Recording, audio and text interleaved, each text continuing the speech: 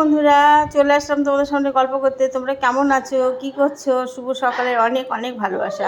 চলে আসলাম আমি জ্যোতির্ময়ী new blog থেকে, সবাইকে স্বাগত। হ্যাঁ বন্ধুরা, আমি আবার চলে এসেছি তোমাদের সামনে একটা ব্লগ নিয়ে। ব্লগটা হচ্ছে কেনাকাটায়। এত কেনাকাটা করি আমি, প্রচুর কেনাকাটা করি, প্রচুর কেনাকাটা করি।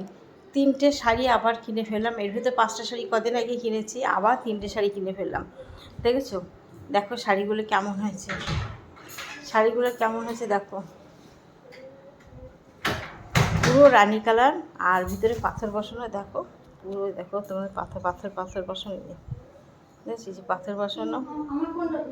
আর আঁচলটা দেখো,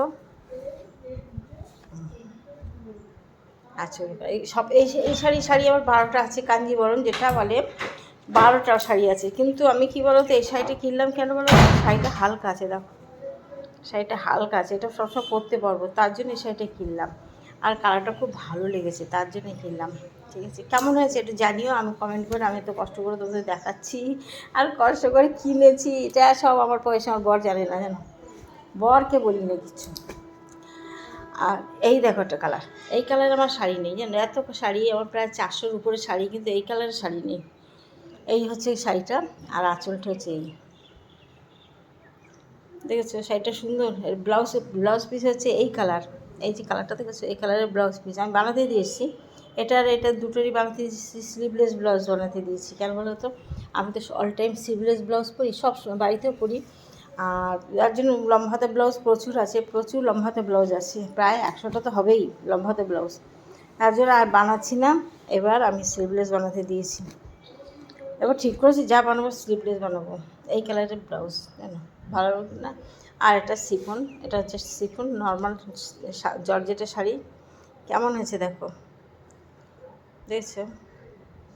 এই শাড়িটা এই কদিন আগে কিনলাম। এই গজা কী করছিস? দেখো আমরা বিড়ালকে কত ভালোবাসি, কত ভালোবাসি। এদের পিছনে আমার মাস লাগে 4000 থেকে 4500 টাকা মাস লাগে বিড়ালে। আর একটা প্যাথেটিক ঘটনা তোমাদের না বলে পাচ্ছি না। আমার বাড়ির সামনে একটা বিড়াল, তোমাদের বলেছিলাম না কোথা থেকে এসে হাজির হয়েছে, আমার বাড়িতে এসে হাজির হয়েছে সেই বিড়ালটা। সারাদিন আমরা খেতে দিই, কিন্তু এদের সাথে নিই না কেন বলো তো? এদের সাথে ভীষণ মারপিট করবে, তার জন্য এদের সাথে নিই না। আমি খেতে দিই, খাই। বাচ্চা দিয়েছে, 3টে বাচ্চা দিয়েছে আমার বাড়ির সামনের বাড়িতে বাচ্চা দিয়েছে। মিটের ঘরের ভিতরে বাচ্চাগুলো আছে, বাচ্চাগুলো সবাই একটু হাঁটা শিখেছে। সেই বাচ্চাগুলোকে কে যেন ছেড়ে দিয়েছে, আমাদের বাড়িতেই মনে হয় ছেড়ে দিয়েছে। রাত্রেবেলা রাত 12টা 12:30টার সময় বিড়ালের বাচ্চা আওয়াজ শুনেছি, শুনে আমি সঙ্গে সঙ্গে বেরিয়েছি। বাইরে বেরিয়ে দেখি কুকুরগুলো দৌড়োদৌড়ি করছে, কুকুরগুলো এই বাগান দিয়ে দৌড়দৌড়ি করছে, কিন্তু কাউকে দেখতে পাইনি। না দেখে শুয়ে পড়েছি। ভোরবেলা উঠে আমার মেয়ে গিয়ে বাইরে বিড়ালের বাচ্চাগুলো দেখতে গেছে, দেখে নেই। তারপরে পরে খুঁজে দেখি আমার বাড়ির সামনে, ওই দেখো ওই যে মাঠটা দেখেছো, ওই মাঠের ভিতরে আজকে দেখি বিড়ালের বাচ্চাগুলো বডিগুলো পড়ে আছে, পাখি ঠুকরে খাচ্ছে। এরকম মানুষ ভাবা যায়? এরকম মানুষ পৃথিবীতে আছে ভাবো? বিড়ালটা সন্তান হারা মার যে কি কান্না, তোমরা না দেখলে বিশ্বাস করো না। সারাদিন ঘুরে বেড়াচ্ছে আর ব্যাও ম্যাও করে কাঁদছে, আমাদের কাছে এসে গড়াগড়ি খাচ্ছে। যে কী কষ্ট, আমার ভীষণ বুকটা ফেটে যাচ্ছে আমার মতো এই বিড়ালটা দেখে। যে বাচ্চাগুলো ঠিক আছে একটু বড় হোক, আমার বাড়িতে দিয়ে যেত, আমি ঠিক রাখতাম ওদেরকে। তারপরে এর না ও নিয়ে যেত। বাচ্চাগুলোর লেজগুলো কি লম্বা লম্বা, পশমগুলো বিশাল বড় বড় পশম, অন্য জাতির বিড়াল এটা। কিন্তু এইভাবে মেরে দিল, এত বড় মানে ভাবা যাচ্ছে না। আমি ভীষণ কষ্ট পাচ্ছি বিড়ালটা দেখে। ওকে সমানে সান্ত্বনা দিচ্ছি যে আমি ঘরে নিয়ে আসবো, আনতে পারছি না। এরা মারধর করবে, এদের সাথে মারপিট করবে।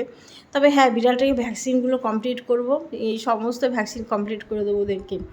তারপরে কৃমি ওষুধ খাইয়ে সব কিছু ভ্যাকসিন কমপ্লিট করে ওকে আমি চেষ্টা করব যতটা পারি। পারলে ঘরে নিতাম, নাহলে আমার পাশে বারান্দাতে রেখে দিচ্ছি। ঠিক আছে বন্ধুরা, ভালো থেকো। আর আমি তোমাদের সাথে ব্লগটা বড় করলাম না, আবার আসবো আরেকটা ব্লগ নিয়ে। ভালো থেকো, সবাইকে অনেক ভালোবাসা, পাশে থেকো।